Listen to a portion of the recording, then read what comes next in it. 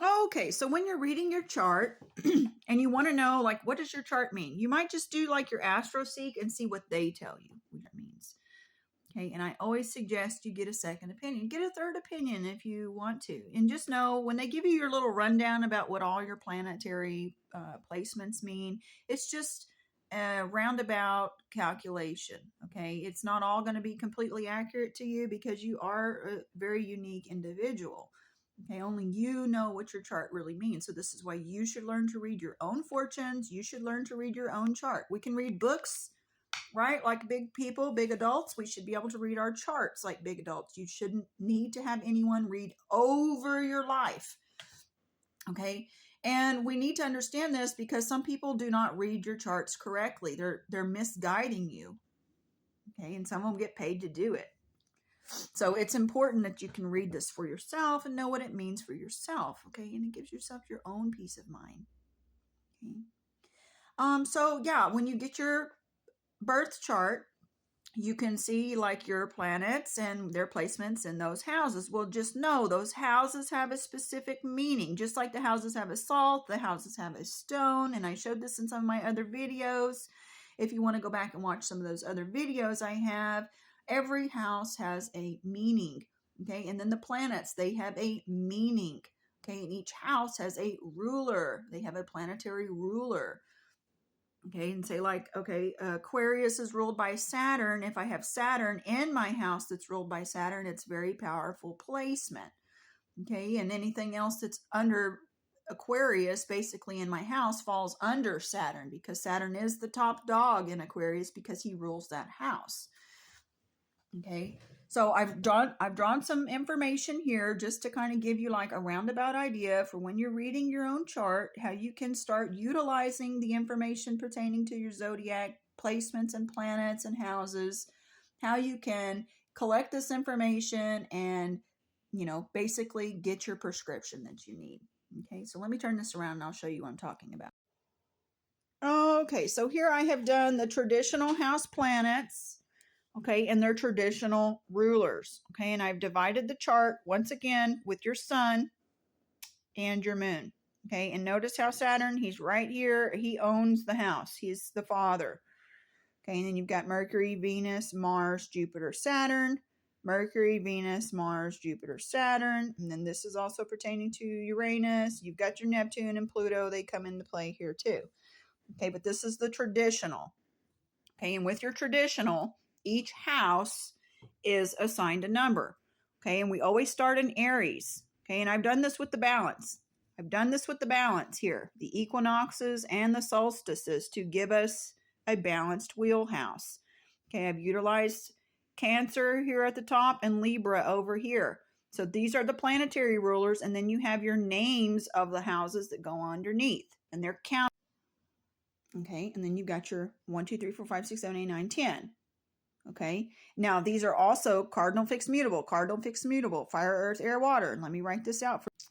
Okay, so I did it. 1 through 12, fire, earth, air, water, fire, earth, air, water, fire, air, water. This is the 4. This is the Father's name, fire, earth, air, water, YHWH, Yahweh. Okay, and then you've got your cardinal trinity points of the wave. Cardinal fixed mutable, cardinal fixed mutable, cardinal fixed mutable, cardinal fixed mutable. And then, of course, you know you have your house names. Aquarius, Pisces, Aries, Taurus, Gemini, Cancer, Leo. You've got all of this. Now, each house has an assignment. Okay, so here's your house meanings and your assignments here. The first house is going to represent the individuality. Second house is going to represent the concrete values. Third house, learning. Fourth house, home and fundamentals. 5, will, fun, creative. 6, discipline. 7, relations. 8, inner values. 9, evolution. 10, responsibilities. 11, sharing. And 12, transcendent. Okay? That's how these houses are numbered. Okay, and it's pertaining to the planets and their meanings, the ruling planets and their meanings. Okay, and this is what each of the ruling planets mean. Sun is regarding yourself and identity.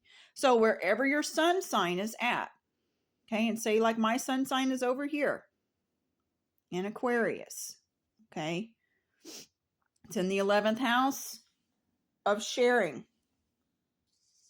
So my identity is going to be mostly connected with the sharing that comes into play here. It's the humanitarian spirit.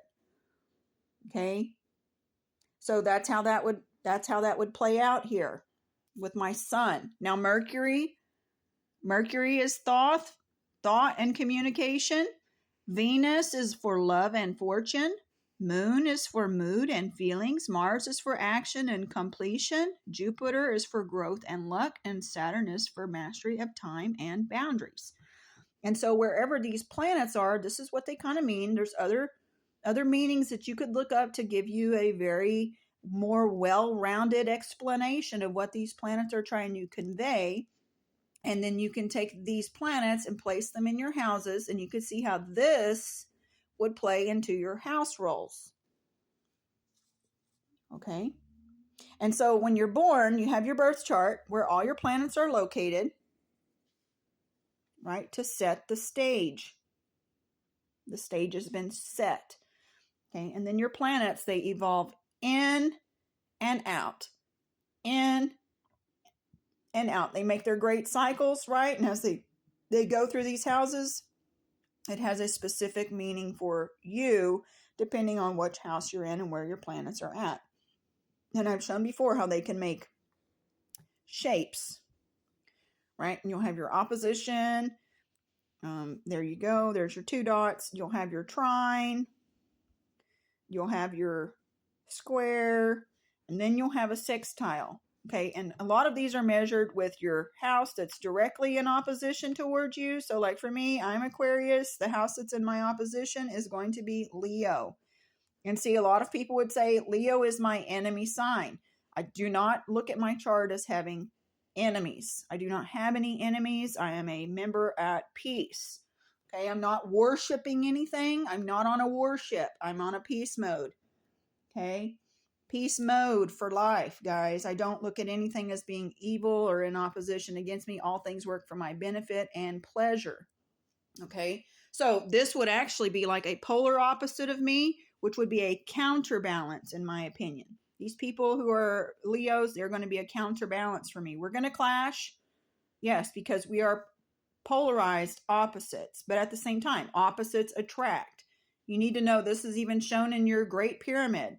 Okay, the King's Chamber is concerning Aquarius and Leo. Okay, because this is the throne room right here. This is the throne room for Saturn. Okay, Saturn is the father. And then you've got the sun. The sun, he's a top dog too, but at the same time, he's not the original creator. Saturn is old sun, you guys.